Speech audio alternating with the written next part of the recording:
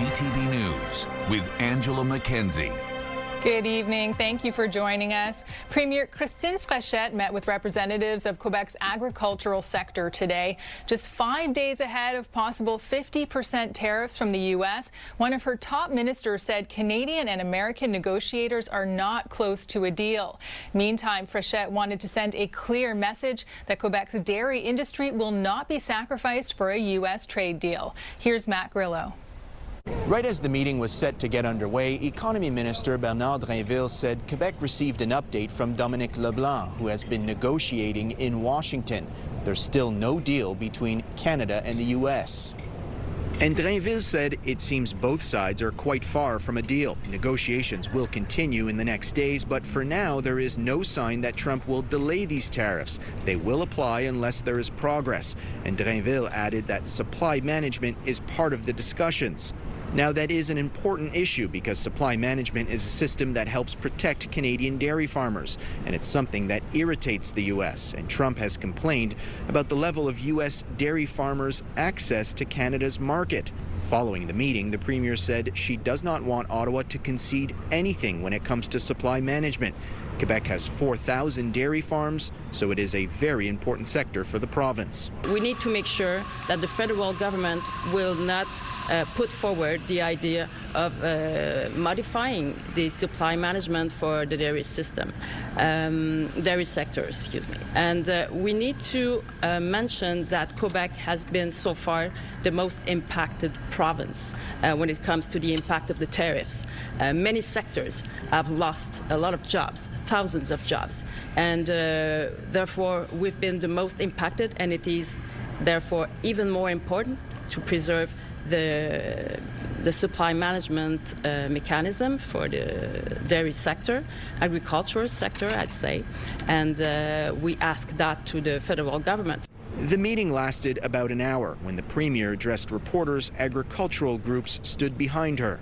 The problem is we're doing this not even in the context of renewing CUSMA. It's just trying to grasp whatever we can to make the menace of those new tariffs go away. But who says this would be something that would be permanent or not? I mean, even if we sign something, if the government signs something Monday, who says there's not going to be a change of heart the next day? The Premier said when it comes to the U.S., they are attacking Quebec's way of governing the dairy sector. Quebec does not want Ottawa to modify supply management in any way. Matt Grillo, CTV News. The former head of Montreal Pride has been acquitted of sexual assault. Eric Pinault was charged in November 2022, and court records show he was acquitted on August 7th. The prosecutor informed the judge there he had no evidence to present and was no longer able to meet his burden of proof beyond a reasonable doubt. Pinault was suspended indefinitely as the chairperson for Montreal Pride in August 2020 after the allegations of misconduct came to light.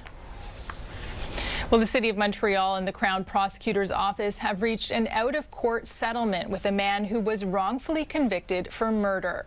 Claude Paquin spent 18 years behind bars after he was convicted for the 1978 murders of 2 people. After Paquin was granted parole in 2008, he spent a decade putting together a legal case and requested a retrial, pointing out the main reason for his conviction was the word of a paid police informant who wrote a book that contradicted part of his testimony. 2 years ago, the Crown decided not to put Paquin on trial again, and he filed a lawsuit asking for compensation for a life wrongly spent in prison. But neither side is willing to provide details about the amount of the settlement. Well, Montreal's Black Community Resource Centre is using virtual reality to help fight racism. They want people to experience what it's like being Black, and the group hopes to take those headsets straight to Montreal police, especially in the wake of recent allegations of racism against some police officers at Station 39 in Montreal North. Sweeta Rassi explains. It's a reality Montreal's Black community faces. Now they want others to know what it feels like to be discriminated against. We are hoping to foster empathy. That is our major objective. The youth-led project by Montreal's Black Community Resource Centre, called Through Our Eyes, uses virtual reality to help others live through what they do through different scenarios. It starts to feel very tense. Enyola Oyenluluwa is the creative director of the Law Enforcement Experience. Users stand by and watch as an officer wrongfully stops a black man on the streets. People have lost their lives over things like that, and they ended up not being the culprits. At the end of the stop, questions come up, prompting the user to reflect. It also provides resources on what to do if it happens to them. The group says it's all about tackling anti-black racism. We're able to get people to understand that these things happen, these microaggressions exist, systemic racism exists, anti-black racism exists, and they're able to feel it, see it. This project was in the works before the recent allegations of misconduct and racism against 16 officers from a police station in Montreal North came to light. This led to protests, frustrations, and a public meeting this past week where the Montreal police chief responded to the community and the allegations against his officers. The Black Community Resource Centre plans to bring Through Our Eyes into classrooms, workplaces, and hopefully within the Montreal Police Force. Next month, the group says it's meeting with the SPVM and will present its projects. So I think that the recognition will lead to the change that we need. The hope is once people see and experience it, they can understand it better. Sweeta Rassi, CTV News. The obstetrics unit at St. Eustache Hospital closed today for the first of 2 shutdowns this month. The maternity ward is closed until Monday and will face another 3-day closure next weekend. Patients who are set to deliver babies will instead have to travel more than 30 kilometers to St. Jerome. Several hospitals in Quebec, including Granby, Alma, and elsewhere, have faced maternity ward closures this summer because of a lack of OBGYNs and trained nursing staff. Blue-collar workers at Parc Jean Drapeau are threatening to strike in the near future, just as the park hosts several major events. The union representing the park's 230 workers voted to strike during a meeting on July 16th. A union spokesperson told CTV that no strike date is yet planned and that a 7-day notice is required to strike. The workers have been without a contract since 2023. Well, Westmount will keep its weekly garbage pickup schedule despite other cities moving to a bi-weekly pickup during colder months. Christine Long explains. During the summer, Westmount has weekly garbage pickup, and come October, that will not change to twice-a-month garbage collection. People are paying Westmount taxes. They're forced to hold their garbage every 2 weeks. People who have diapers say, I can't compost this. Westmount Mayor Michael Stern says the city can afford weekly garbage collection all year round. It's a negligible cost. We have 5,500 taxpayers, and the additional cost is about $10,000 a month. So it's $1.80 per household per month. The Westmounters we spoke to agreed. The last time when it was every 2 weeks, the public dumpsters were being overloaded. It was ridiculous. Because we have rats and mice, it seems to be what people want, and I think the mayor is responding to his constituents. The mayor also wants his residents to sort the things they discard more carefully. Focus on how better to recycle and how better to compost. He says it's not that difficult to reduce household waste. I did a great job with garbage just on my own, and maybe I can be an inspiration to others. All in an effort to reduce garbage. For all of us in society to reduce what goes to the landfill. That is a critical thing. The evidence is such that if you look at really what people throw out, probably 2/3 doesn't have to go to the landfill. Contacted by CTV News, the City of Montreal reports that household collection is done on a weekly basis for all boroughs, with some small exceptions. Stern says if citizens make more effort to reduce, reuse, recycle, and compost, weekly garbage pickups won't be necessary anymore. Fewer people who need that service every week, and that's hopefully the future. Christine Long, CTV News. 2 people were hospitalized after a brawl in Montreal. Witnesses called police at 12:30 this morning saying several people were fighting near Crémazie and Musette Avenue in Saint-Michel. Police arrived to find 2 men, one in his 20s and another in his 30s, with what appeared to be stab wounds. Both were taken to hospital and they're expected to survive. Police spent the night talking to witnesses to figure out what happened. Well, if you're hitting the road this weekend, there will be overnight closures affecting the La Fontaine Tunnel. And on the South Shore, Highway 20 East will be closed around de Monterville Boulevard in Boucherville. That closure starts at 11 p.m. and lasts until Monday morning. Southbound lanes on de Monterville Boulevard will also be closed this weekend. Well, a visitation and funeral will be held next week for the late jazz great Oliver Jones. Jones died on July 23rd at the age of 91. The internationally renowned pianist will lie in repose at Montreal City Hall Wednesday afternoon. The public is invited to visit from 1:30 to 7:30 p.m. on Thursday. A public funeral will be held at 1 p.m. at Union United Church. Up next, watch out, Domino's. Backyard pizzas are growing in popularity. If you're looking for things to do this weekend, Chris Bumbray joins us once again with some of his top picks. Hey, Chris, nice to see you. Hey, Angela, how are you? Good, thank you. So there are some movies coming out, including The End of Oak Street. It's a sci-fi film starring Anne Hathaway and Ewan McGregor. Let's take a look. Anybody else see that weird light last night? What weird light? The wind was blowing all crazy. Starbuck would freak down barking. Could have been lights from a helicopter. Or a UFO. Aliens. Shut up, Dad. So, Chris, what did you think of this one? I had a really, really good time with it. I was wary because I must admit that I'm actually kind of sick of dinosaurs after too many Jurassic Park and Jurassic World movies.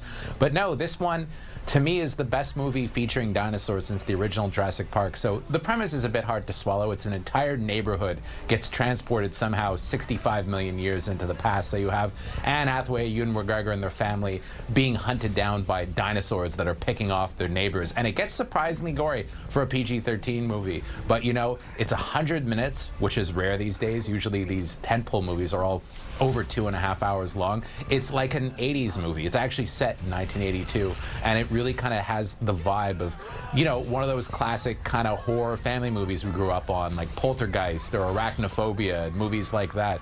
I had a great time with it. The audience I saw it with seemed to love it, and the dog, Starbuck, is really cute. But if dinosaurs aren't your thing, there's another movie that's out this weekend that's geared more towards adults called Tony, which is the Anthony Bourdain, in some ways, biopic, which is about him as a young man when he kind of began his love of cooking. Dominic Sessa, who was wonderful in The Holdovers, is in it. Antonio Banderas has one of the best roles that he's had in a long time as his mentor, Leo Woodall. And it's directed by a Canadian director named Matt Johnson, who's really blown up in recent years with movies like Blackberry and Nirvana, the band, the show, the movie. And he's kind of turning into one of the next big directors. And this is a terrific film. Great counter-programming. And if you like Anthony Bourdain, you're interested in cooking, you should check it out. It's the kind of movies that we used to get regularly in the 90s, like an Almost Famous type thing. Yeah, this is one I'm definitely looking forward to. I'm a huge Bourdain fan, so that's going to be fun.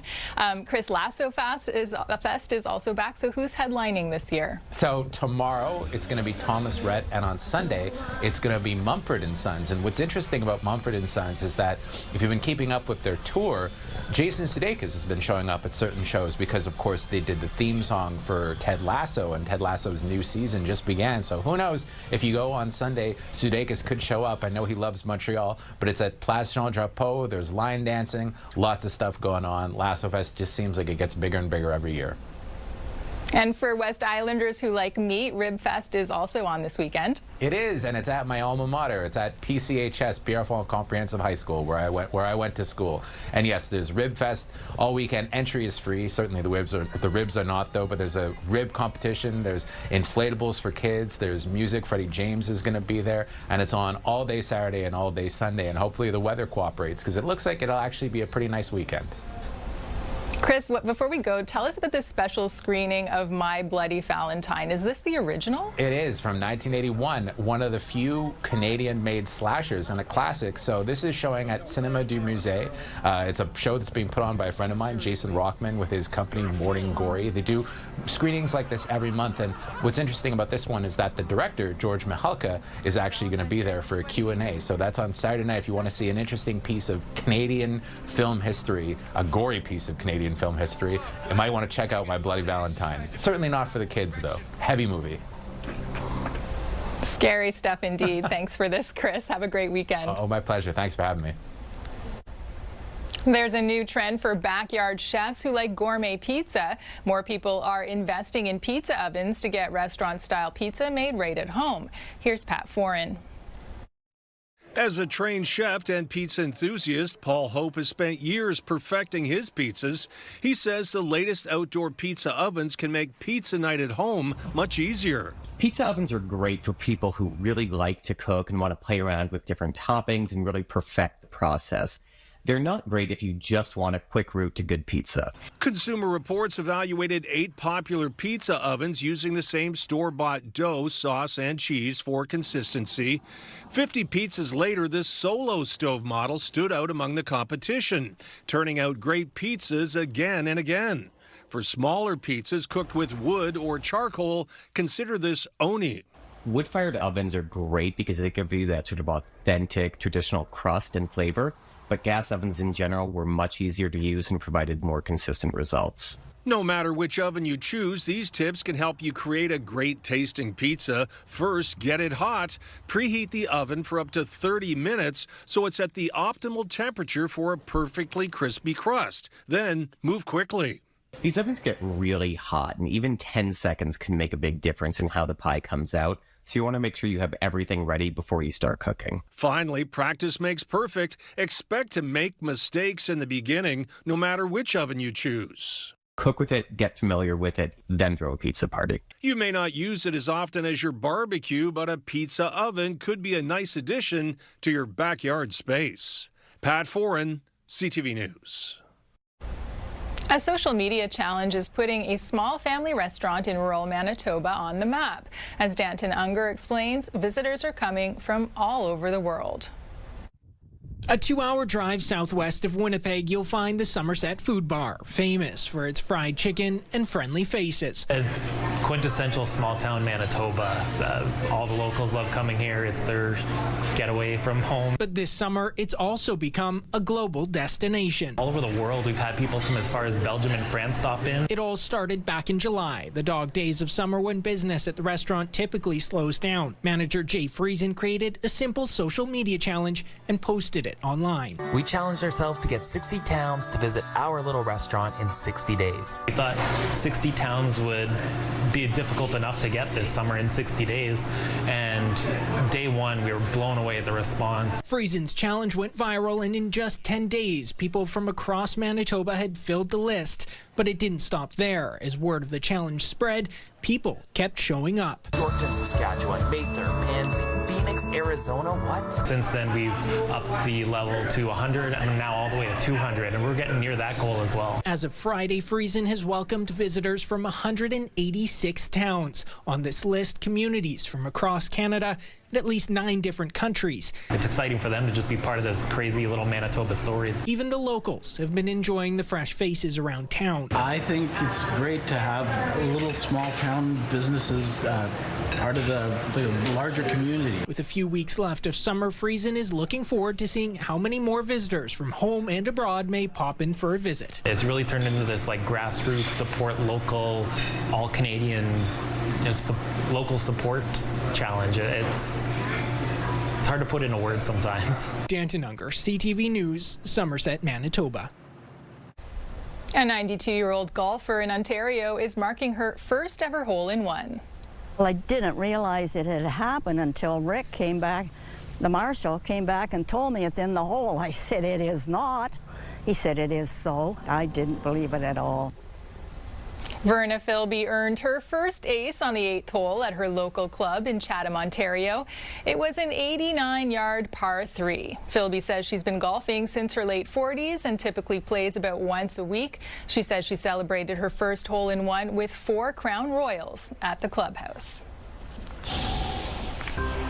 Still to come, her name is Pumpkin, and she's fabulous. Download the CTV News app and stay on top of local stories as they unfold. Increasing number of abandoned buildings. Customize your feed and watch live wherever you are. CTVMontreal.ca, your home for news.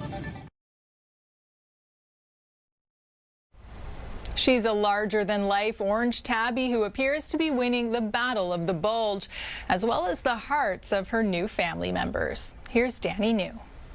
Pumpkin. Autumn must be on its way because here comes a sizable pumpkin. Have you ever had a cat that you could hold like this with arms dangling like that? Pumpkin is the first, pillow cat. Over the past few months, Pumpkin's foster journey with Chris Seelbach and his husband has picked up millions of views online. Hi, everyone. With videos that always start with Pumpkin plopped comfortably in Chris's lap, even when she appears to be squirming. She's okay. She's just adjusting her butt. So she's not trying to get out right now. She's trying to adjust. Yeah, I think she's just trying to get more comfortable. Hi, baby. But when Pumpkin first arrived to SPCA Cincinnati, she seemed to be anything but comfortable. Chris, who is actually the president of SPCA Cincinnati, says not only did Pumpkin weigh 25 pounds when she was surrendered to them, but Pumpkin came to us really dirty with fleas. I do think the woman did love her, but she was not living in the best conditions. Hello. So Pumpkin came to stay with Chris, his husband, and their 3 cats until she was ready for adoption. And over time, with a little diet adjustment, Pumpkin started to slim down and become much more agile. Look who's up on Craig's lap. Eventually, even being able to get on and off the couch. The first couple months we had her, she almost didn't move. However, as her muscles strengthened, so did her bond with Chris and his whole feline family. So last weekend, Chris brought Pumpkin back to SPCA for one final checkup and then officially adopted her into their home. Now, this pumpkin has finally found a new patch. Wanted to get her healthy enough to get her adopted, but really just fell in love with her along the way. Chris says the vet wanted Pumpkin to lose 10 pounds in the first few months, which proved to be a little difficult. However, over the past 5 months, Pumpkin has slimmed down from 25 pounds to a sleek 22.1. In New York, for ABC News, I'm Danny New. Weather brought to you by Gratian Scaff's 50th anniversary gift event. Get a complete second pair and sunglasses as a gift. Well, it's not always that we have perfectly seasonal weather, but that is what we had today. That was with an expected high at 25 for the Montreal area and a low of 14 degrees for the day. But here's what we're looking at for tonight. A warmer low for the evening. We're forecasting a temperature of 16 degrees along with a few clouds in the skies. We'll be holding on to that low of 16 as we move into tomorrow morning and have loads of sunshine to start. And more good news as we head into the afternoon as well. Looking at more sunny skies and a temperature of 25 degrees. Now, that is expected to come along with some light winds gusting from 5 to 15 kilometers coming from the north, but all in all should be looking like a pleasant day. And our futurecast telling us that same story. So we see a few clouds for this evening, particularly at around 3 a.m. for the Montreal area, and then those push out. And we see really all of southern Quebec seeing this sunshine in the skies as we head into tomorrow. That said, as we move into Sunday, that is when we could potentially see some clouds and also some showers moving in. So on Sunday, looking at a daytime high of 23, along with an 80% chance of showers in the afternoon. And insofar as how much, we're looking at up to 10 millimeters. We could see another 1 millimeter coming in on Monday. There's a 40% chance of that happening in the morning. We'll have a daytime high of 24 degrees, and then we're looking at a break come Tuesday. So we see this mix of sun and clouds on Tuesday, along with a daytime high of 26 degrees. On Wednesday, we are looking at a return to some more showers. So we have the 60% chance of roughly 4 millimeters coming in, a daytime high of 27. On Thursday, that should clear out. We'll have 2 millimeters of showers, and then we are expecting to see some sunshine to end out the week. That's it for us. For the latest news, you can listen to the Joanne Vraka Show tomorrow morning at 6 or head to ctvnewsmontreal.ca. Have a good night, everyone. Take care.